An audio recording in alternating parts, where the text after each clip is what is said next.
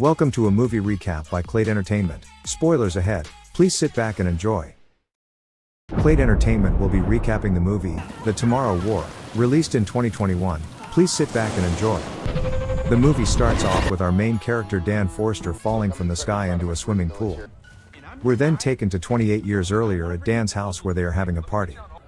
He's on the phone trying to get a job as a science teacher, but the problem is he has a military background and someone more qualified for teaching science was chosen. He goes back in the house and starts watching the game with his daughter, saying he's meant to do something special in his life.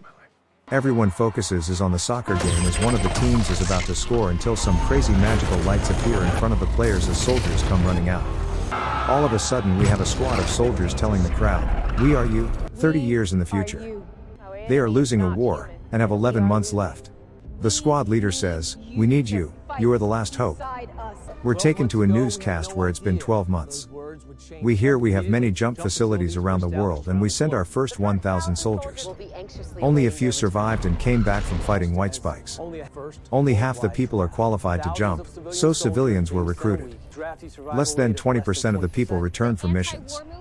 The population is having an anti-war riot. Back to Dan's house where he wakes up to his daughter crying from a bad dream. He talks some science sweet talk to her and then asks for a hard squeeze. Dan's now teaching a small class, asking if someone wants to talk about anything. Only Martin raises his hand as Dan tries to avoid him and ask for someone else. Martin only talks about volcanoes. They start saying there's no point in everything because everyone's dying. Dan tells them the world needs more scientists now more than ever. Dan is called in for a test he knows nothing about. He has nothing but questions about this test as they tell him he's been elevated to active status. He dies in 7 years, so he qualifies to go to the future. He has even more questions as they put his arm in a machine and gets a device forcefully installed on his arm. This is a jump device that cannot be removed until his tour is complete. Any evasion actions will result in jail. Then they have the nerve to ask if he has any questions. He is then thanked for his service, again. We jump to a group of people that made it back alive in therapy as Dan comes in to show his wife. She is leading the session. She tells Dan the return rate is less than 30% and they are gonna run. She makes him go to his dad for help. He refused, but she says ask for Murray, his daughter. He walks in his dad's shop to show him his new accessory. He compliments his dad's new .50 caliber pistol. His dad starts to examine the device as Dan asks personal questions, making his dad think he's wearing a wire. His dad says he never wanted his help. This pissed Dan off, saying he's only ever wanted his help. His dad tells him he was in a dark place after the Nam War, and left her because he felt he was dangerous. Dan says he didn't leave for them, that he just quit. Dan returns back home and has to tell his daughter about his recruitment. He goes outside to tell his daughter he has to be gone for a week. She instantly knew he got drafted and went into a sad mood. He tells her no matter what, he will be back. We hear a man giving a speech as we're shown everyone preparing. They are told they are not fighting for their countries, but for the world. They are told to aim for throats and abdomens, then demonstrated the new rifles. Their tour is 7 days, 168 hours. They will automatically be jumped back no matter where they are if they are alive. Most will deploy with D-Force, the rest jump with our force. We're shown Charlie and Dan are both our force. We find out there's a guy named Dorian who was in the first jump. Charlie thinks he looks like a murderer. During their briefing, they are explained how the time jump works. Every 6 days the white spikes go back to their nest, and that's when troops are sent. It's bunk time, and while Charlie and Dan are having a chat, an alarm blares off as they are prepped for jump. The last lab is under attack and they need to defend it. Everyone prepares and they are told they will appear 5 to 10 feet above the ground, to prepare to land. Charlie find out Dan is ex-military before the jump. Everyone starts to jump as the team reports a coordinate problem. We then see everyone appear hundreds of feet above the ground as it rains people. Dan, Charlie, Dorian, and a few others survived by landing in a pool on a building. They see what the future looks like for the first time as a group of people die instantly on the ground. Romeo Command makes contact with Romeo Actual, Dan's team. The team finds out they are going to bomb the city as they are given a mission to rescue a research team in a lab. Dan is put in charge as he has experience on CSAR, Combat Search and Rescue. He sends 2 people to look ahead and the all clear is given. Dan says everyone is KIA. He is told everyone has been evacuated, only the research team is left. Dorian and his team gather extra ammunition. These are the ones with experience. They reach the building and are told to go to level 7. They find a dead alien and we see Dorian take one of its claws as a souvenir. Dan finds the research team hanging from the room, and is ordered to rush to grab vials before the creatures come back. He finds the vials as they start to head back out. They have 6 minutes before the bombs are dropped. White spikes have blocked the front, so the team is guided to a stairway exit. Dan is alerted by a noise he hears, so they start moving cautiously. They stop as they hear noises above them, and we are introduced to the white spikes for the first time. That thing is ugly. One of them members is taken out with a spike as the white spikes start to head down to the team. They start running downstairs with a white spike hot on their tail. Everyone runs down the hall and leaves Dan fighting a white spike. He runs out of ammo and grabs an axe as Dorian comes back to save him. They make it out the building as they are told they have 3 minutes before the bombing. They are told to go left, but a swarm of white spikes forces them right. They are told not to go into the red smoke as we see the team running through the red smoke. 3 Humvees are about to get to the team, until they don't because white spikes attack them. Now the team is surrounded as the planes drop danger close bombs. They barely make it out of the blast zone at the cost of many friends. We're now in a medical tent as Dan and Charlie walk out and meet Dorian.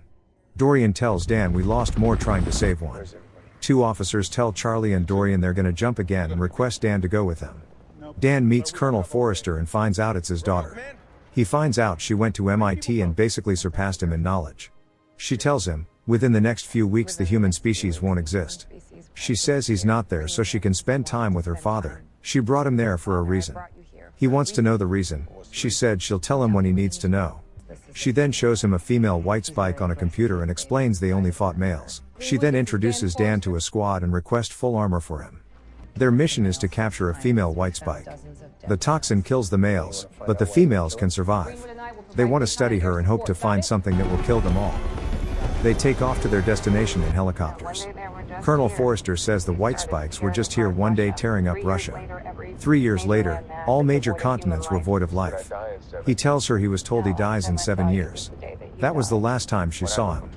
He asks what happened to him and her mom, but she says the less we say the better as they arrive at the drop site. We're shown a group of soldiers trying to capture the female, but they failed hard and ask for backup. Colonel Forrester drops down and then Dan notices a flock of birds. They are really struggling with the female as a swarm of males start coming. Dan then ropes down to save his daughter and they end up capturing her. She's then taken away on a helicopter as Dan and the colonel start escaping in a Humvee. They stop on the beach as she complains about him putting himself in danger. He says he wasn't going to watch his daughter get eaten. They end up talking about the past as she tells him how him and her mom separated. She wanted him to save their family, not walk away, and then he was gone. On that note, the helicopter comes flying in to pick them up. We're then shown an ocean base as they fly in and secure the female white spike. We're now in the lab where Colonel Forrester is studying the female. She asks Dan if he would like to help. She explains that the toxin affects her, but she can detoxify it. The idea is to design an enzyme inhibitor to neutralize it. The problem is finding out what stops the toxins. They run hundreds of variations that would make thousands of tests and expect a working toxin by morning. 37% bond is produced, but Colonel Forrester needs it stronger. After a few tests, they notice the female starting to wake up. This interrupts the testing and gives them a moment to talk as Dan says he knows her mom would be proud of her because he is. Dan comes back in the lab. He tells Murray he wants to help and asks her how. She then tells him he's going to take back the toxin to his timeline to prevent the war. Dan denies leaving his little girl behind to die, but she tells him he has to take it back. He simply agrees and says okay, but once he takes it back, he's coming back for his baby girl. Together, they will save her world. Wouldn't you know, at that moment, the computer finishes a test with 100% bond. All of a sudden the female white spike lets out a roar as alarms start to sound to find out the base is being attacked. Look at them things climb. Now we're back to the Forresters as the colonel says Dan is the mission now. They plan on flying in a chopper so he can jump back safely from the air. The female is released as the white spikes start to overrun the base. Dan and his daughter are cut off from making it to the helicopter as the female seems to be hunting them. They make an assault and start chopping down the creatures as they head to the chopper. The female white spike ends up sniping the colonel, injuring him. We get to witness the base being destroyed as Dan stays with Murray who can't walk anymore. She tells him she's sorry for saying mean things and she's happy to see him like this.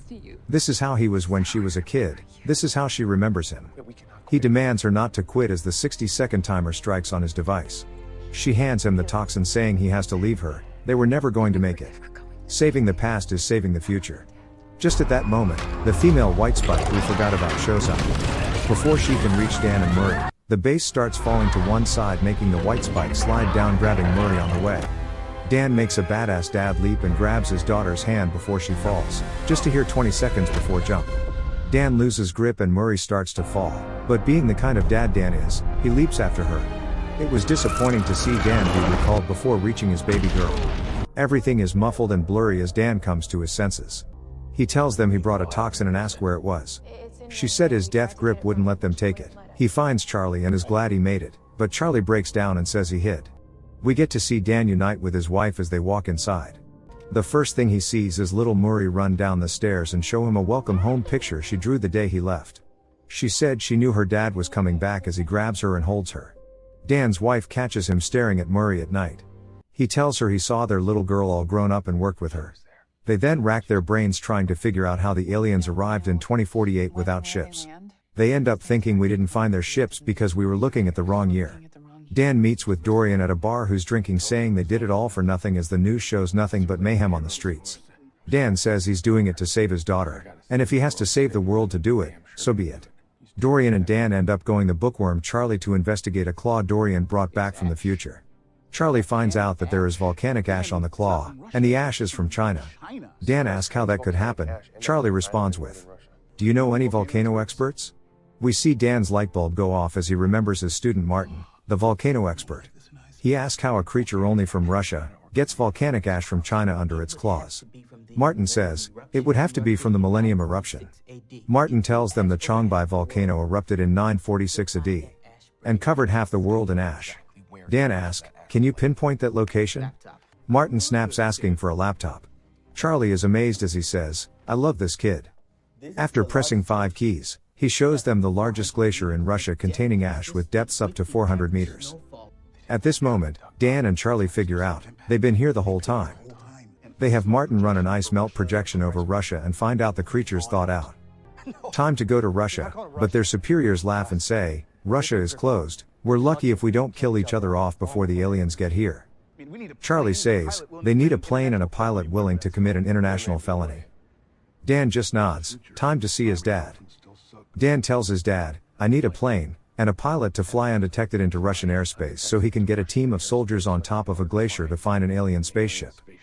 They've now added a few more team members as they fly out to save the world. Charlie handles a gun while saying, I'm not gonna hide this time, I'm gonna fight. One of the members laughs and says it's not even loaded. Charlie says, why would I load a gun in a pressurized cabin? This poor guy. The team deploys on the snow to look for anything unusual in the area. After a while, Dan's dad says, we might as well be looking for an ice cube. The team stops out in the middle of the snow after Dan notices his gauges were acting up. Dan walks around and notices something different about the ground in an area. I think we found your ice cube, he says. They use explosives to create a crater and run into a cave system they follow in. They roam around the caves until they come up on an alien spacecraft buried in ice. They have 2 choices. Take pictures and tell the world, then see what happens. Or end things here and now. Dan says he doesn't have time to wait for the government. We switch scenes to a grinder chopping an entrance. Dan tells Charlie and his dad that they are the secondary perimeter. If they don't come out, and something else does, it cannot leave this cave. Then they run into the cockpit area. We find out that the pilots are not the White Spikes, another alien type of race. They come across what looks like a nesting area containing white spikes and they assume they are used as planetary weapons. However, we know this ship did not land on Earth, it crashed. They start loading needle guns and injecting the toxin in the eggs. The white spikes have a nasty reaction as they screech and melt. All of a sudden the rest of the eggs start activating, so the team starts to inject them. Before they can inject the rest, they start coming out of their eggs. Dan calls it in to his dad, letting him know they are on the move. Dorian tells Dan to go while they take care of the white spikes on the ship. Back outside the ship, Charlie gets brave and says no one is hiding today, as he attempts to shoot his unloaded weapon. Charlie comes back on screen slicing up a white spike with a chainsaw. Dan makes it outside as we hear the team say there's a whole colony down here. Dorian immediately says we need to blow the ship as Dan tries to get away from the blast radius. As Dorian presses the button, he exclaims if he's gonna die, he's gonna die his way. Dan meets up with his dad and Charlie to find out one got away, it was the female. So Dan and his dad start tracking her. We see the female notice Dan's dad in the background and make a charge for her. It was a trap though, and she fell for it. Surprise, dumbass. Now that she knows his dad's location, she starts to rush him, but Dan sends a snowmover to tackle her before she reaches him. They back her up to a cloud of snow where they lose sight of her and have to go back to back. Dan says she ain't down. But you got her though, you stuck her dad, as she comes in tossing both of them like ragdolls. They pull their pistols, but she disarms Dan using a spike. Then she sends one through his thigh, dropping him. He pulls it out and lodges it in her mouth vertically as his dad comes in with a pickaxe, popping out one of those ugly eyes. She starts shooting spikes everywhere as Dan pulls out a toxin shot and administers it like a skillful nurse. We get to watch her arm start melting away as the toxin penetrates her blood. Problem is, she has seen too many zombie movies and ends up biting off her arm to stop the toxin from spreading. She's now trying to approach Dan as he pulls out the claw Dorian gave him. Don's dad all of a sudden slices his hand, attracting the creature with his blood. He says sorry son, but Dan isn't having that. He leaps on the white spike and slits her throat with the claw. Then he gets into a hand-to-hand fight with her, jabbing her a few times with the claw. He grabs his last toxin and crams it in her mouth, kicks her off the cliff, and yells out die. His dad asks why he didn't say it sooner, cause it worked. We now hear the news reporting while the US official who denied them the plane to Russia is taking all the credit on TV. Dan doesn't care, because he's back home with his family, and he knows they are safe. He tells his wife they found them with a smile. He then asks little Maury if she would like to meet her grandpa. As the movie ends, Dan says he never told Maury about their 7 days together. She changed him forever and he'll never leave this family, because his best future was always right in front of him. I hope you enjoyed the video. Please support me with that like button and subscribing if you enjoyed this video. It really helps me out and will give you all future video release updates. As always, thank you so much for watching, stay safe and God bless.